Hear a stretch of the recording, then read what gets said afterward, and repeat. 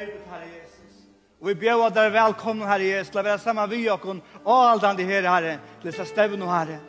Herre Jesus, hent den her sørste deg, Herre Jesus, og i høgtun, Herre. Og så røpte du da, så stend, Herre. Ta noe tyst der han kom, Herre. Takk at du vil, Herre Jesus, sløtja tostan, Herre Jesus. Og du vil fylle av, Herre Jesus. Jeg prøyster for det, Herre Jesus. Herre, jeg prøyster for det, at du ser øyne på en tørv som det, Herre. Mennesker som sjuk, Herre, i nei, Herre. Som bråten innvendig, Herre Jesus, som var tørvra ligamlen, Herre. Fæger og Jesu navn, så byr Herre, at hentan grøynga kraften, Herre, som tidsen via krossen, Herre, skal streima ut til folk, Herre Jesus. Og kvann som lujer av, Herre, og lustar Herre. Jeg byr om til den dyrebare navnet Jesus Kristus, at sjukdomsandar, Herre, skulle ha vujt, Herre. Herre, vi brøta sjukdomsandar, Herre, som kommer iver mennesker det, Herre. Fæger og Jesu navn, Herre. Herre, vi gjør halsebød iver mennesker, Herre. Iver rikkar Jesus som færen, Herre. Iver tinkar i likamn, Herre, som ikke det skal være, Herre.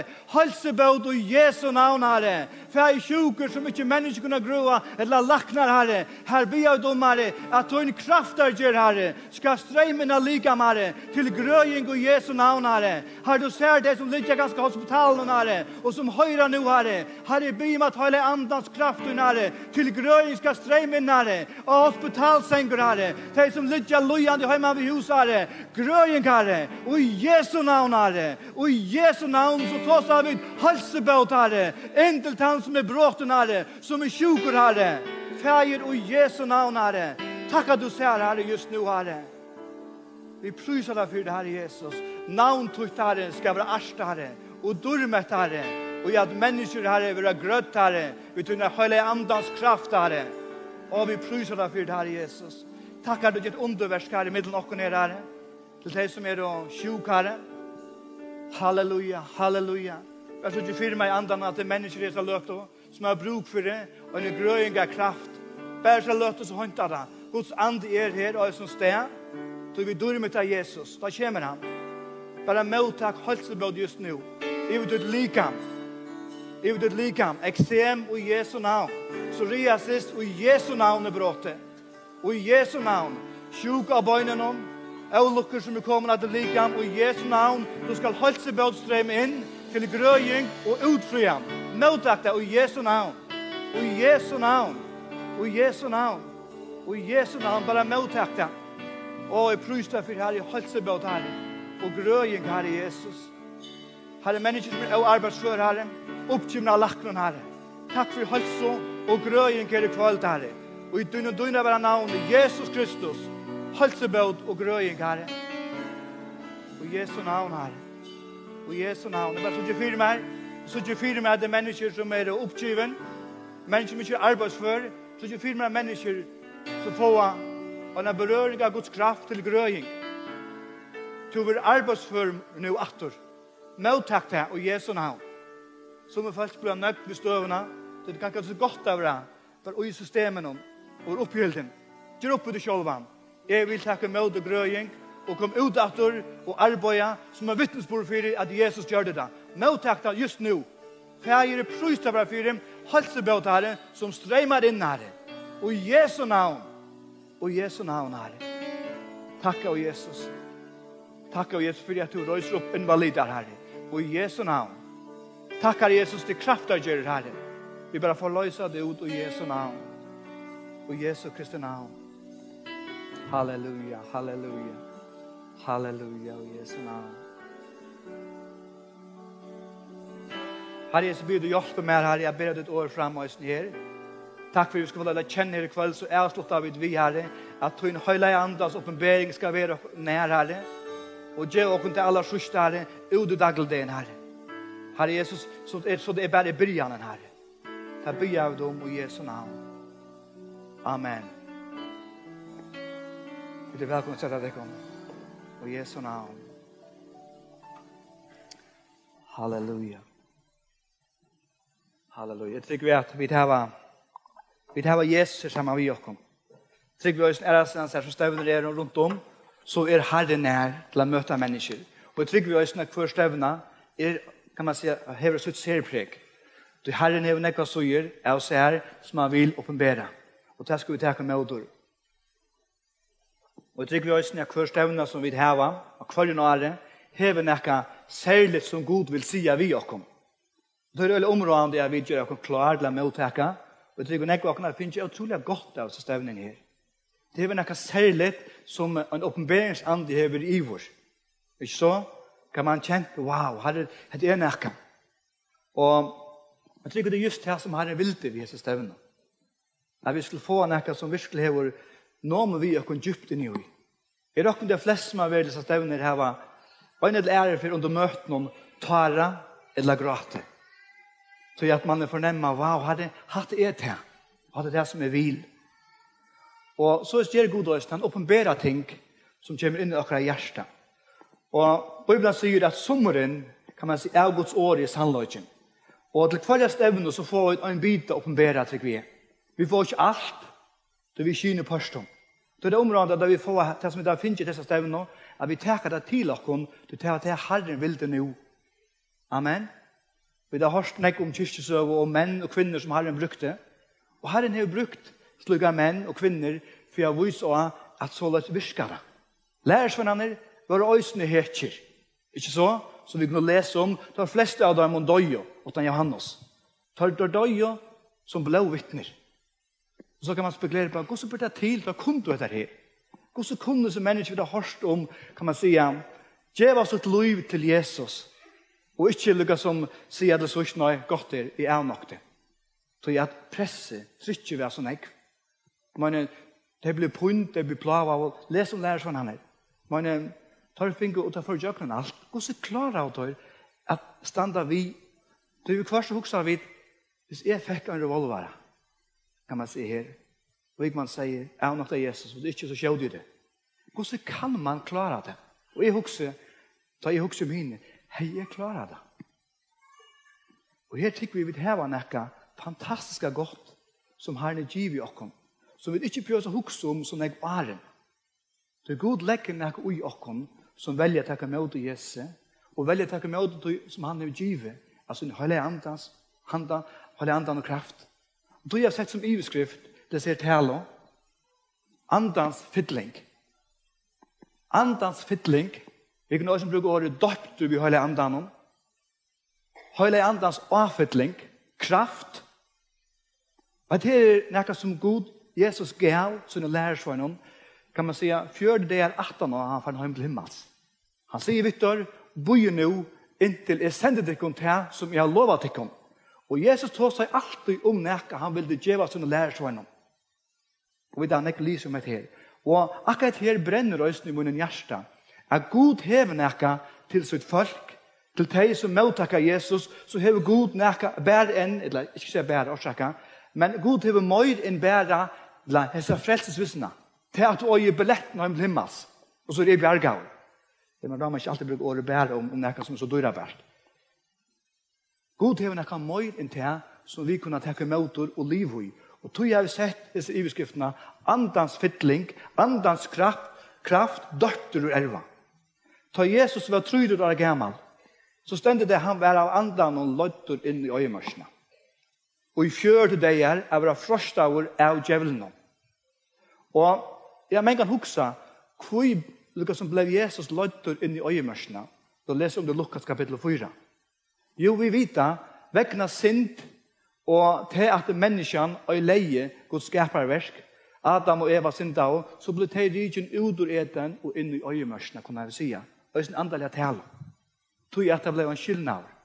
Da Jesus skulle begynne sine tjenester, da han ble 3 år gammel, så ble han løtt inn i en øyemørsk. Og her møtte han djevelen. Og her får han i en kamp, og han stod mot ødelt som djevelen frostet han vid.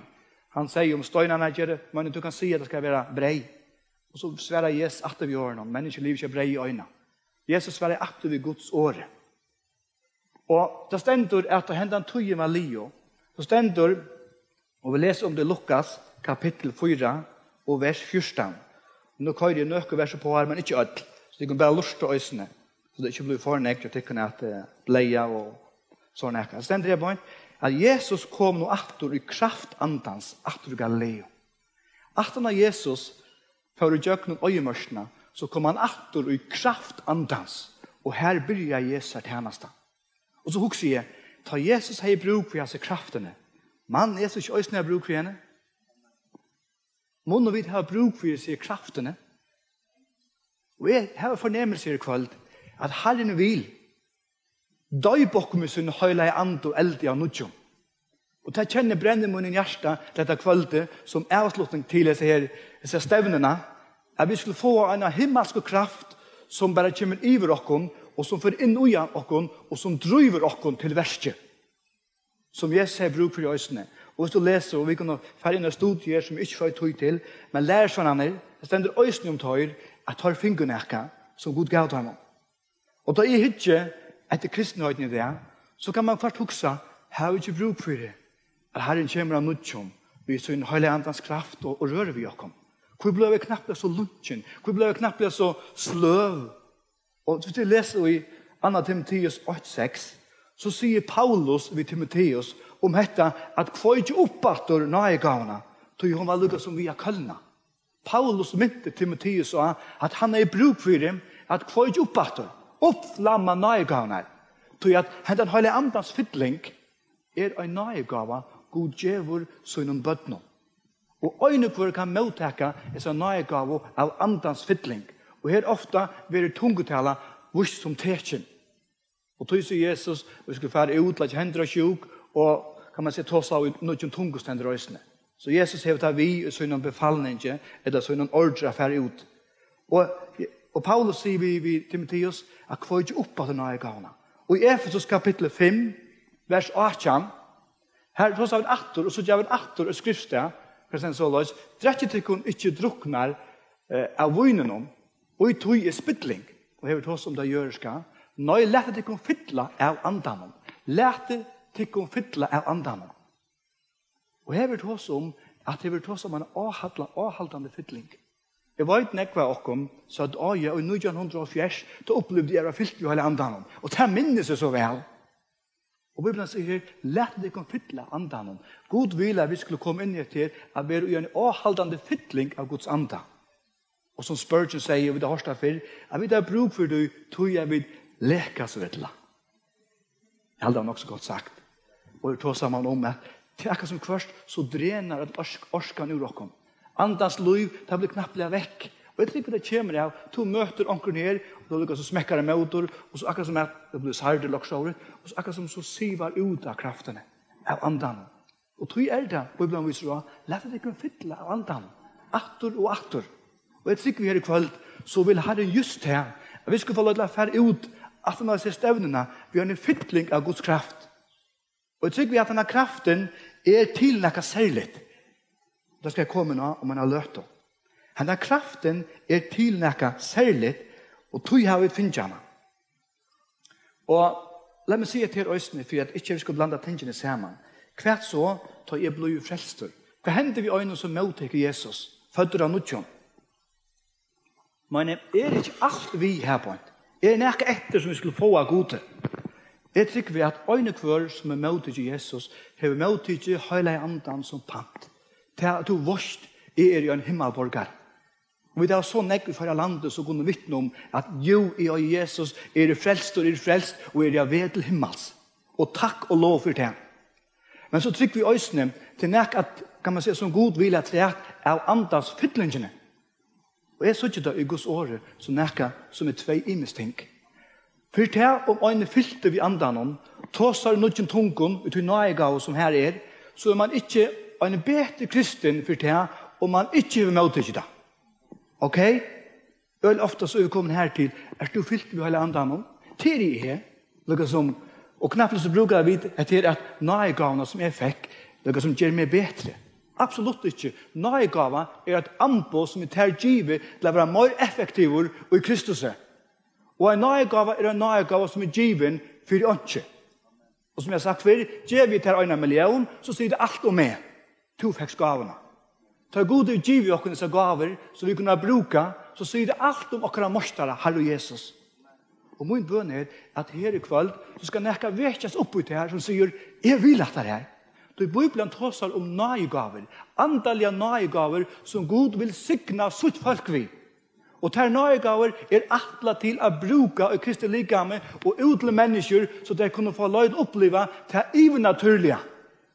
Att bia för sjukon och att människor blir gröd till even naturligt.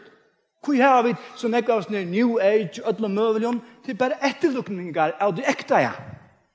Som djävulen brukar. Han prövar att kopiera. Men vi som är Guds folk, vi öjar det äkta av vörna, till himmelska nöjgaver som är givet Guds ligame till att tjäna vi. Och i kvart så missar vi det. Vi fänger det inte, ja men Guds vad ska jag göra? Vi ska se det man löter. Vi klarar. Det är god vill näka här i kväll. Han vill att du ska få lov att uppleva näka av det himmelska. För att du ska känna det ser turbokrafterna. Nu vet jag för dronker och mäver turbokraft. Det är det som slår till när man kör en bil med turbo. Injection. Så akkurat som att det ger en egen power av det. Och så lös så inte firma om man ska bruka sig myndatal att hela anden är en slags turbokraft innan ui okkom. Som god djävul tar som tryckva och vilja tjäna herran.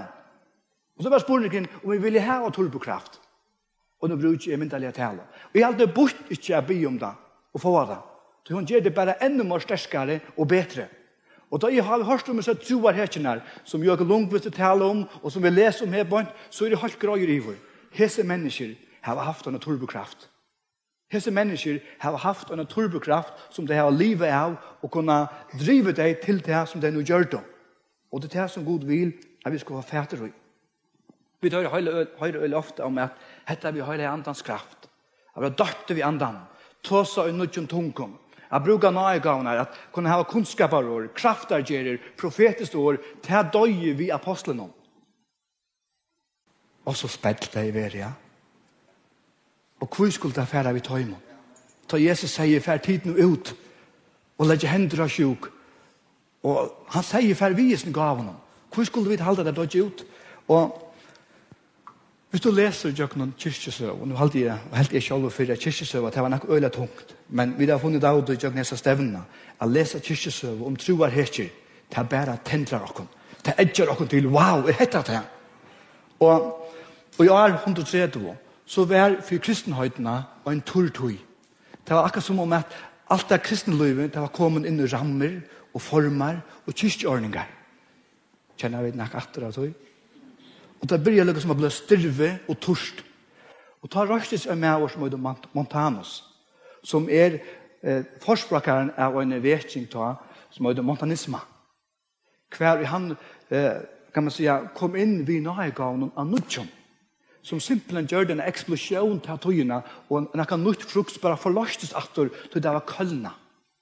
Det så jag kan men vad ska jag det är just det som händer akkurat tøy. Knapplega så slötjar vi andan. Og tog mot Paulus kvaget oppater. Kom atter inn i seg her andalige dimensjonene av Guds kraft. Og den her rørsland gjør det nekk ting om seg. Dessverre så kunne noen ting for kjærstøysene, og det gjør det øysene til endan her på en. Tog man setter profetier og andans gaver, og man fyrer Guds år. Det vil si, knappelig så ble jeg til vid det unaturlige, møyre tøyende enn hva Guds år sier. Og her må vi finne balansen. Vi kunne utfæra og halda til at nøygaver, at profetera om for Guds år. Vi må komme her til at profetisk år og nøygaver, det ganger hånd i hånd ved Guds år. Det er pregvara. Det gjør balansen og styrstene. Amen. Så vi skulle også lære oss å håndtere disse her mektige gaver rett. Men øyelig ofte så er vi så benge for det, vi gjør ikke. Gå også til, vi må byrje her ved det, så vi har hørt om det. Vi skal ikke fullkommen av vi byrje at arbeide ved Herren. Vi kunne byrje her ved det, og så kunne vi lære, studere Guds ord og vekse ut i. Og det brenner munnen hjärsta. Og min bøn her, at her i kveld skal det være mennesker som opplever høyla andans liv av nudjon. Edja det og tendra det innan av mennesker. Og du som lujer av i lindene, du som hikker av en skudja, eller hikker av iktus, at du skal kjenne at du gjøkner denne skjerm, gjøkner radio, så færes det bilder av Guds kraft, og det rører vitte. Det er goder og amarskar om vi er her, eller om du lujer av her du erst. Så bare stilla det her, og vi klarer å mottaka disse mektige kraftene som God vil røre vitt i øysene. Det er god og større. Han er ikke amarskar bare her. Vi er noe langer, og jeg trykker på det. Halleluja, og Jesu navn. Og etter andre skavene er givet oss øyne til å bruke, til personlig bruk. Og jeg får ikke ferdig inn alle spårene her på, men det er så størst evne i dette her.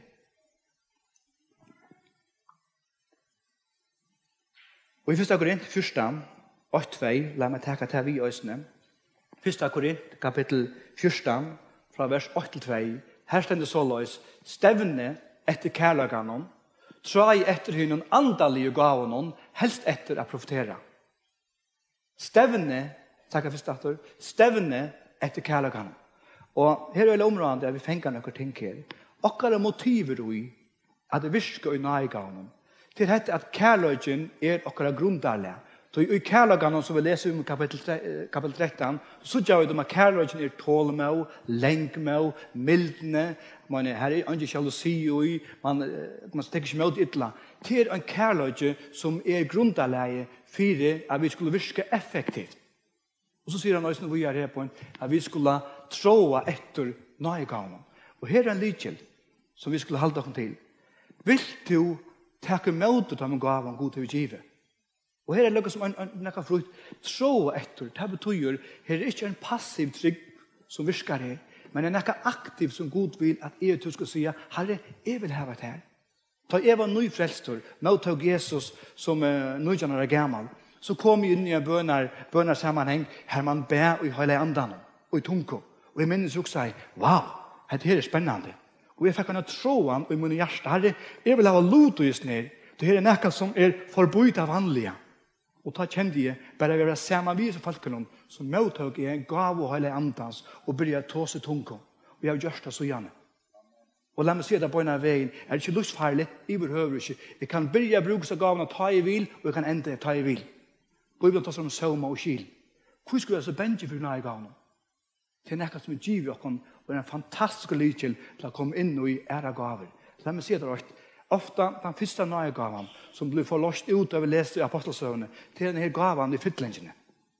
Det åpner ofte veien ut til ære nye gaver. Og nå tar seg om andre nye gaver. Det tar seg ikke om gaver som du er vidfødt, talentene, men andre nye gaver. Så det skiljer hva det mener vi. Og jeg tykker at det just her vi skal få lov å bevege oss inn i at mottake andans gaver og kraft til å være enda mer effektiv. Det er det som Herren vil. Charles Finney, som jeg har nevnt omkring møte før, som levde i 1800-tallet, 1800, han var en forsprekkere for en vetting i Amerika som totalt brøtte byer og bygder. Tog at Guds kraft og Guds ande var iver som manne. Det stender at han feres rundt og prætikar. Og det var vi eldas. At folk kom ut dyra syndene. Og han heide alle veiene, han bjør ikke fram på denne veien. Han finnes prætikar om støvene. Guds i støvene som der om synd og til tingene. Og folk kom så nei, at det er rundt at han og røpt og hjelp. Og så prætikar han Guds nøye og fyrtjøving. Og mennesker venter vi og i tusendatal. Det stender om hans avvarskan her han vær at byen er brøtt. Her var det skrøtjeløy, det er helt oppert. Rusrekkasåler stångte. Kriminaliteten forsvann, fangslene tømtes, og tar som var dømere som kunne døme, var arbeidsløser. Og at det hendte ikke noe nekk og her, vekkene evangeliet og Guds kraft. Ta som at evangeliet og Guds kraft gjør imot. Amen. Og dette er det så vi kan få lov til å leve i, og få lov til å takke vi oss, til vi kunne være en pastor av oss ned, og god vil til. Charles Finney, han sier så løs, da han Arne døye, at hvordan reelt er det suttje, predikanter og løyere stod jeg fram, og ikke være fylte ved andan. Det er forferdelig, sier han. Det er reelt er suttje, at menn og kvinner og løyere ikke har funnet seg fytlingene. Lukket som han sa og visste hva tøtninger til å være filter i hele andan. Det stender om han at når han prætikar så kunne folk bare dette under kraftene. Og det stender også om at ateister som motarbeider tar bare fullstendig å gå oss i ivor. Hvor det var nekka av pregg hele andans som stedfeste for tøymon hette i møyren er klare i handfæra. Og såløs er god. Og det er det jeg vil ta som her at kan det etja fram ut her. Jeg vil ha lot ut ned. Jeg vil virke ut ned. Vil den troen vekse ut her, så trykker vi Herren vil at du skal få lov til å oppleve disse fantastiske kraft som han er tiltøyende. Jeg kan huske meg nå til sørst at tidlig og døme der man tåser om dette personer som er fylte ved kraft og personer som ikke har vært seg gavene. Men det er jo kanskje en monor. Ikke så? Og en som øyer og er fyllt i hele andan, øyre kunne være heva nækka som han som ikke hever. Og kunne også ha med gjørst av en mat her som jeg ikke vimmer her. Det er jeg. Som er bare tasken her. Og nå er det de som kjører en lust i lindene. De sutja jo ikke. Jeg vet her en vattkanne her som man bruker lavanda og blomster vid. Så tid som ikke er her til å kunne få skilja. Jeg har en vattkanne her som man fyller vatten i, og så fører man i havan og vanda og blomster vid. Og la oss si at vi har en hava som skal røktas, og vi har 2 personer her. La oss si de andre personer, jeg har vattkannene, og så kan jeg bruke Ingebjørn som døme. Han er en annan hava som han skal røkta, og han finner noe helt annet. Han finner en havaslango, vi en sojon som han truster av, så sprøyder det vatten i at han hava. Men jeg har vattkannen her på, og jeg skal røkta min hava. Og jeg gjør det så løs at kvann der så har vi arbeid av en større hava, nekken blomstron, så jeg fikk kvann der og fyller vatten i bøyn, så gengi ut og gjør vi alle stedene så vatt skal til, og fikk atter og fyller ui atter, møyre vatten, så gjør vi og vandrer min hava, og det vekser vel. Bruker nekv orsk og nekv tøye på det her. Og Ingebjørn, som er vår vatslangene, han er sånn hav og østen som han tek seg av, så han kommer bare opp på en morgen, han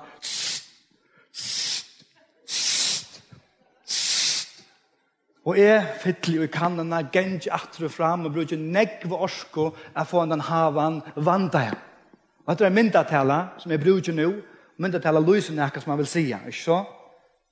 Men det er lydelig måneder åkken på av til det at det kommer til andans avvøkst, som tar seg om at det blir tål med og lengt med, og at det ser gode og diktene at man hever.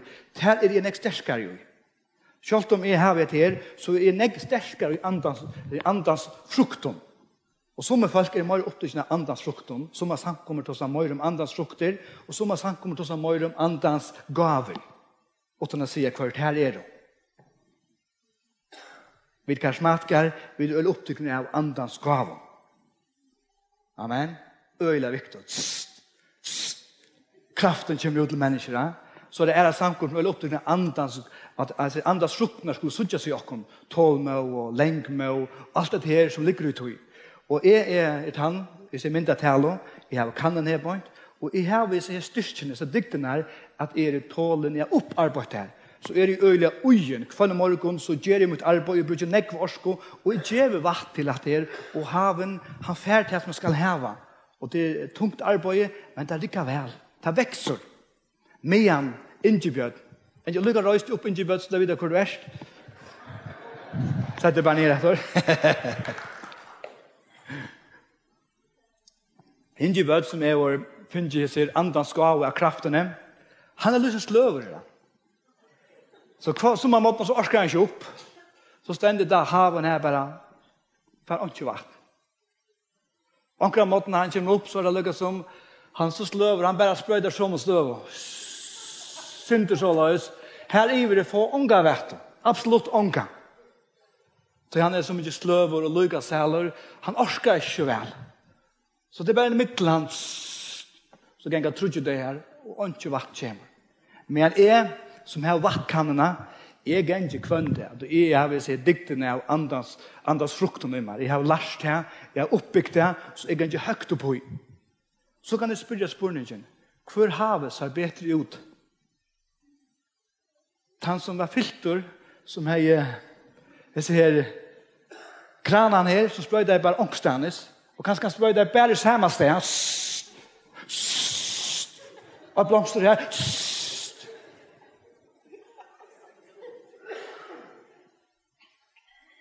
Så også Paule, er du ikke karismatikere? Stendur ikke opp i andans gav og fytling? Det gjør jeg. Og det er just tog jeg tætja til, tog jeg, vi kunne jo godt finne på å sette tingene i møte hverandre. Hatt det bedre enn hit. Men huksa der, hvis er noe som er vakkanna, møttøk andans gav av fytling og kraft.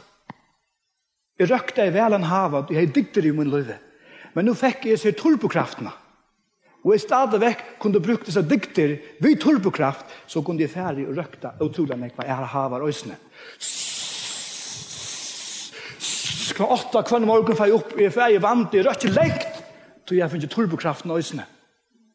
Du da sutja at andans gav og andans frukt tar ganger hånd i hånd, og hugsa der om inngebjøden, blir jeg nå arbeid som du må ved andans frukten, tålme og alt det som her skal til, så ble han oppåt og mer effektivere.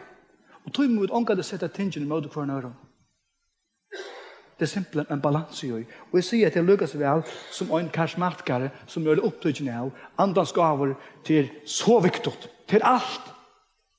Nei, det ganger hånd i hånd. Og min bøn at kunne vi i kristenhøytene, vi som har valgt Jesus, kunne vi komme inn til her, at vi arbeider vi akkurat diktum.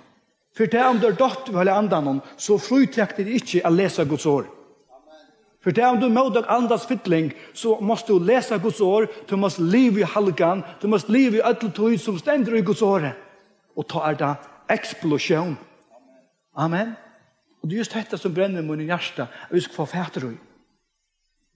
Og det er ganske det som vi øyne å se, av oss troer herkjøn, som vi prater om hese torskene. Det var nekka iver som tar av livet, som gjør det at det var så effektivt. Det var ikke opptrykken av øren tingkom, som vi øyne ofte blir opptrykken av. Da vi først har vi inntrykk av at vi lever, og en tog hver vi blir så øyne ofte trykken vi av verslighet, av listen hømsins. Jeg knappelig så vil vi drene i, og det er ikke etter affære vi. Men kunne vi få lov til arbeid på banen så gjør. Stille dere under Herre, jeg vil at andans avvøkster skal suttje som min løyve. Jeg arbeider til å gjøre meg tøy til det. Herre, jeg vil at andans avfelling skal gjøre min løyve. Og trykker vi få en utrolig effekt av kristendom i dette landet. Jeg trykker at samkomne løyve i dette landet vil eksplodere. Amen. Og la meg utlegge det her fire til. Hva innebærer det her å være fyllt i hele andene? Apostelsøvnen, kapittel 8, vers 8, er et likelig år. Hva stender så løs, og til Jesus som sier ved sine lærersvenner, at det her bønt årene for høym til himmels, så er det rettelig tøyende. Minst til en mamma og en pappa som skulle være ut, og bøtten er etter, så sier det minst til hatta, og hatta, og hatta, og hatta, og sløkk ånden. Så ikke eldre kommer, ja. Da Jesus sier noen ting som var i sørstene, så var det veldig tøyende.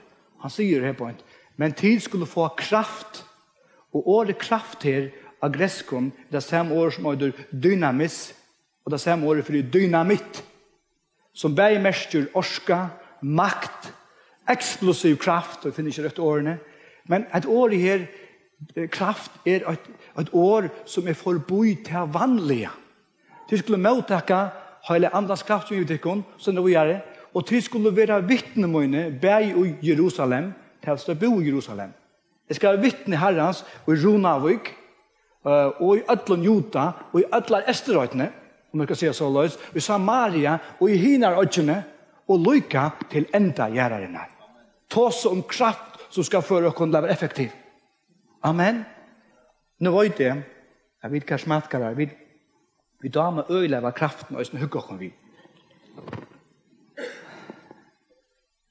Så at kraften er så herlig. Og her leser vi om Apostelsøvnen kapittel 2, vers 8-4. Her sørst du første tekjen av kraftene. Da hun kom til iver apostlene. Da leste om i Apostelsøvnen 2, 8-4. Og vi kunne kanskje lese det. Ta hun og kvideson og der kom, var de øde komme sammen og øynene sted. Ta kom knappelige, ljø av himmelen, som ta i overføre stormer brester av, ta fyllt i alt huset som det så du i, tungur ønsker av elde vurste seg 4 timer, og der skilte seg sundur og sette seg av kvørst 8 tarra. Og de var ødel fyllt av hele andanen, og for å tale i andre tungumal, alt etter som anden gav timen at sia.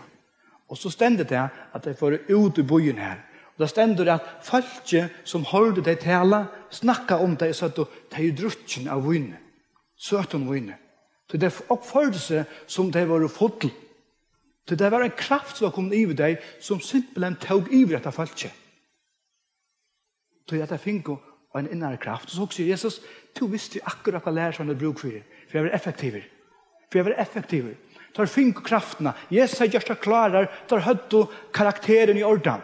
Så han tar utan Judas. Han mistet det ikke. Men hinne var gjort klarer, og tar var klar til å mottaka disse kraftene, og tar sprøtt og den eld om alt sted, og flere tusen blir frelst. Tåse om man har kraft som gjør det lærer sånn effektivere. Har vi to bruk her effektiv? Har vi bruk for at denne kraften kommer i mot liv? At jeg vil døpte vi andan. Jeg vil simpelthen, kan man säga, filter av Guds kraft til å virke. Av mine arbeidsplasser, av mine skoler, hver en det. God vil at vi skulle kunne leve oss ned. Han vil at vi skulle mottaka disse gaver som given fullstendige for åndsje. Men også har jeg tidlig 8 år med at bare for å lyse til vi Guds kraft og Guds fytling og Guds åre som gonger hånd i hånd. Jeg hørte en mann si at det så øyla godt. Kan man ta så øyla ofte om at og i samkommet oppe så legger man dent av imisk. Nå er vi veldig langt inn i Aten. At så må ta som andans avvøks, så må ta som andans fytling. Det ligger som til kvørsønnen båten. Stedet for jeg vi kunne koppla det sammen. Han tok døm i av oss ned togje, lokomotivet som kører etter togskinnerne. Onkel hørste her før. Togskinnerne til akkurat som året som vi boa. Da legger togskinnerne for at togje skal kunne køyre av og gjøre til som det gjøre skal. Togje mindre av hele andans kraft som effektiv, som ferer seg gjøkken da. Du kan ikke bare fære vi en lokomotiv åttan skinnere. Tøyande at det en boan av årene som i var inne i åren, så at det en balans i. Men hvis du bare boar året, og bare legger skinnere, og ikke lokomotiv her på, så det helt, så det øsne bortespilt. Og kanskje vi ha disse myndene sindre og land i det. Onkel legger det bare året, onkel legger det bare andan. Vi bruker det som mynda tale, men huksa der, da jeg dette kan koppla sammen. Og jeg har fornemmelse av, bare i de karismatiske pinsarøslene, så begynner året og prætkene bli nekkraftigere. Og legger mest til at det er samkommet ganske som er sin debenge for hele andans kraft og fytling, her begynner øysen til han partene komme inn i mer og mer. Jeg tykker vi det før vi opplever en eksplosjon av Guds ande og Guds kraft, da det er kopplet sammen. Og mot okker hjerte i det, kan vi få det gjøre ut her til for folk, til tog som her, at Gud vil gjøre der sånne fytling og sånne kraft. Gud vil at vi skulle få lov til at vi er inne i at kjenne året, legge skinnerne ut, så det er en tryggløyde, en balans i øsene, om vi skal bruke det året. Og så løs virker Herren, okker er midtelen. Vil du hava ugese, fættis og nøye gav. Og Paulus, kan man si så løs, i kapittel 14, 1. Korint, jeg vil at det alle taler i tungen. Spørningen skulle alle hava det. Paulus sier, jeg vil at alle taler i tungen. Vi gjør noen at de var fyllt i hele andan. Og så sier han østene at trai etter sin nøye gav, og lette være østene samkomne oppbygging. Og da jeg er i østene her, vi nøye gav noen, og så kan vi lese østene i apostelsøvene, og Philip, og det ender vi. For jeg viser også hvor så viktig det er å østene mottakke kraftene. Apostelsøvene, kapittel 8. Her leser vi om Philip, som knappelig var kommet til Samaria. Det stender at han prætiker for byen Samaria, og det stender såleis, av øynene hjerte, vers 6, gav folk til gater som Philip taler, til de hørte og så tekene han gjør det. Tog årene andre for utermongen, og sett var av tøymon, og de røpt og harst, og mange lemmen og vannførd var grøtt, og stor glede var her i byen. Her synes vi hva evangeliet gjør det ved mennesker. Mennesker blir frelst, grøtt og lost. Og så stender langt nede i vers 14, apostlene som bor i Jerusalem, heter vers Samaria, tar fratt nå om hva det hendte her. Finner at høyre Samaria er tidlig vid åregods, så sender der Peter og Johannes til Tarra. To som at her sender hjelp av Guds tjenere. Vi der finner Joakim og som er her, han har hjulpet oss å få åpenbering i ting. Og så skulle vi få lov til å kjenne at hver som kan stå for å hjelpe øren. Og tog det vi øyne vi sender bo etter øren som er sterske i menneskene søgen. Det gjør det øyne her. Og så kom hun der her på en. Sen så løs, da de kom her i Samaria, så bød de 4 tøymon at de skulle få hele andan. Så kan man spørre, hvis de bød frelst, mot Jesus, som vi leser om her, det var glede i bøynen, hvor skulle de ha øyne ha hele andan? Det er bruk for kraftene. Det er øyne bruk for fytlingene. Og så stender det på en, tog han var ennå ikke faddelen. Hesten anden er noe som bare kommer over oss ved en overnaturlig kraft. Han var ennå ikke faddelen av nekene tøymon. Det var bare støpt til navn Herren Jesus. Vi gjør noe, det var blivet frelst. Det var møtet Jesus. Men det ikke møte ikke, jeg sier kraftene av himmelen. Og jeg trykker at Gud vil at vi skulle her det, for å kjenne at hele andre kommer i ditt liv under kraft. Og lykkes vel som tar det hender og bøe, så vil jeg vite her om man har løtt og bjør frem til mennesker, som vil jeg møttake seg kraften av fytling, at få håndsballet så vi kunne bya. Og det er flere samkomne som kunne tjene vi, at du kan møttake hele andres fytling, og kraft til å føre ut i dagligdagen. At vi kunne omsette til at vi har hørt om, så som vi så her troerhersene gjør det. Disse kraftene. Er det flere som opplever det? Jo, Pauli, som er det lydig ord. Jeg har bruk for det at jeg vil kvøyde opp at det er nødtjom. Og just her trykker vi på at vi kunne kvøyde opp i sånne nøyegavene. Vi kunne ha nødtjom for å la tjene og be om sånn forløsende kraft som skal komme i ditt liv. Det er mulig, så merker du at det sier vi ut. Jeg har bruk for det, jeg sier himmelsk turbokraft. Og det tog jeg prater ikke, det kjenner vi skal få lov at oppleve her i kveld, så vil Herren gjøre åkken til. Han vil døype det hvis vi høyler anda og elde. Og mennesker vil oppleve, ganske flere oppleve tungotaler som tekken. Og det sier så løs, ikke øytas vi tog. Det giver vi av gode. Og det er ikke noe mystisk. Og så kan jeg spørre, er det flere her som kjenner det? Jeg har tørre for det. Jeg kom inn og jeg sier, andans avfettling, så jeg blir mer effektiv. Ikke bare til å hugge meg. Vi kunne øsne av å si kraftene til å kjenne, wow, det er lekkert. Men, som vi da hørst om med bøynt, vi er tempel, vi tvøy med bøynene som skal ut. Og tempelet bruk for kraftene ut i her øsne. Og jeg så ikke fyrer meg samkommet livet, som har det vendingerplass. Samkommet av Guds hus, Guds møgnøyd, er et vendingerplass, her vi vil gjøre det i stand. Her vil vi sette i stand til å kunne være effektiv ut av til.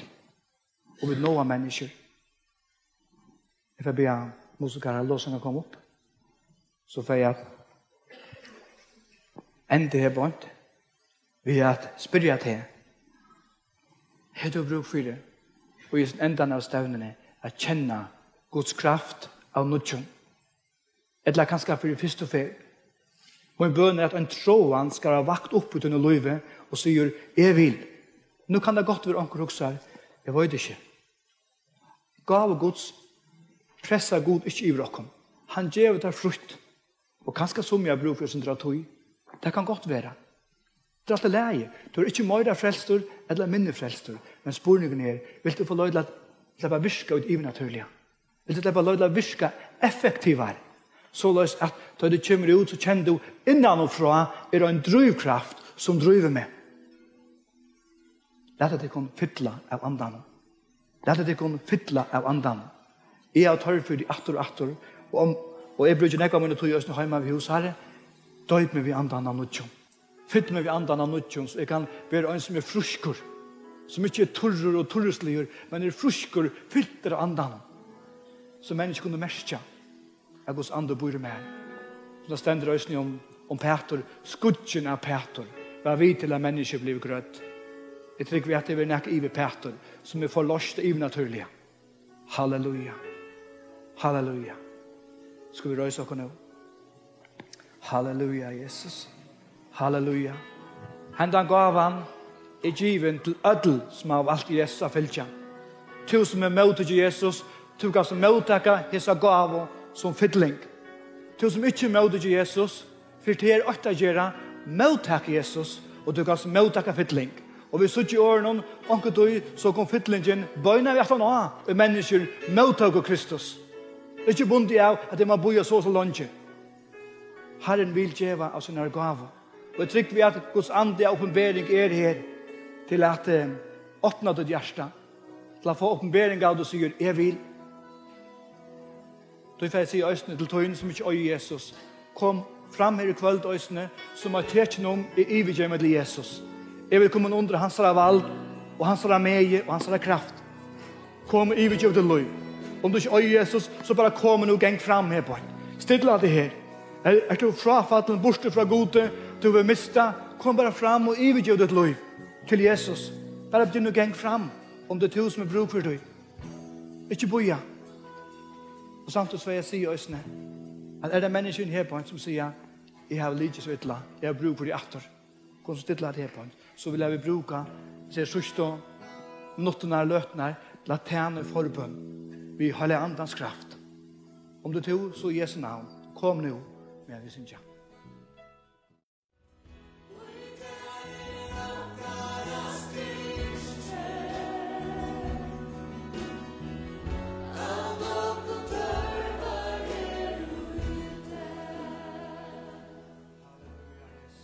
Halleluja. Herren stretcher sin hånd ut. Det flere som vil komme under disse himmelske brusene, om vi skal se det så løs. Så vil jeg bjøde dere komme fram og få en berøring av hele andan. Det simpelt er noe som jeg trykker Herren sagt til kveld, at Herren vil røre ved mennesker. Har det bruk for å kvøyde opp at disse her andans gaver, så kommer Jesu navn og vil bli en fire.